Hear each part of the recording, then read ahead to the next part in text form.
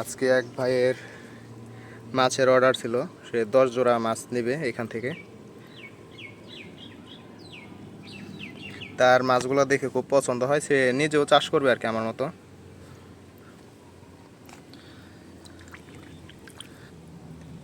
আমি তাকে একদম ভালো কোয়ালিটির মাছগুলো দেওয়ার চেষ্টা করব, যেন পরে মাছগুলো যখন ব্রিড করবে তখন যেন ভালো কোয়ালিটির ফ্রাইগুলো কালেক্ট করতে পারে।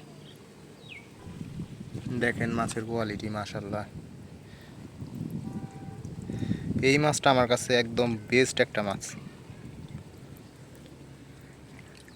এটা হচ্ছে প্লাটিনাম শেটের যে গাপ্পি, এটা সব সময় পাওয়া যায় না, হুটহাট করে একটা তৈরি হয়ে যায়। মাছের প্লাটিনামের জায়গায় পার্পেলে শেট আসছে।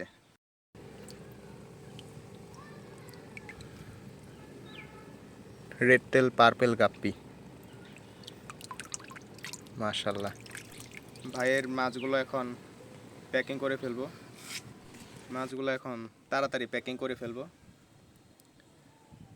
আগে পানিটা দিয়ে নেই। এটা হচ্ছে টোকিও ব্লো, এটার মাধ্যমে এই পানির সকল ভাইরাসগুলা শেষ হয়ে যাবে এ জায়গায়। আর মাছের যদি কোনো এফেক্ট থাকে বা কোনো রোগ থাকে তাহলে এটা আর কি এ জায়গায় শেষ হয়ে যাবে। পানির সাথে ভালোভাবে মেডিসিনটা মিশিয়ে নিব।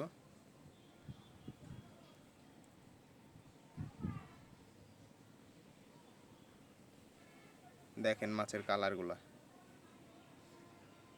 সূর্যের আলোতে কিন্তু একদম ফুইটা উঠছে।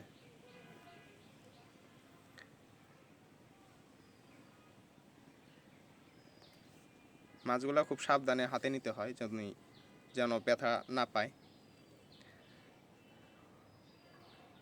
হয়ে গেছে এ জায়গায় কিন্তু 5টা মেল আছে। আমি আলাদা আলাদা দেওয়ার চেষ্টা করছি, আলাদা আলাদা দেওয়াই ভালো।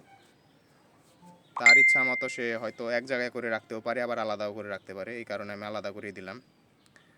আমি এই যে এইভাবে প্যাকিং করি, এটা হচ্ছে রাবার পলি, এত সহজে কিন্তু ফাইটে যাইব না, এটা রিস্ক কম। একটু দাম বেশি, কিন্তু এই পলিগুলো ইউজ করা অনেক ভালো। এখন রাবার দিয়ে অনেক শক্ত করে আটকে নিব যেন কোনো লিক না করে। আমি আটকে নিতেছি। ভাই কিন্তু বলতেছিল যে মাছগুলা অনেক সুন্দর, তার কাছে অনেক পছন্দ হয়েছে। এই যে দেখছেন, এ জায়গায় একটা একটা করে 4টা পলিতে দিয়ে দিছি। 10 জোড়া মাছ আছে এ জায়গায়। ভাইকে সবগুলো এভাবে দিয়ে দিব।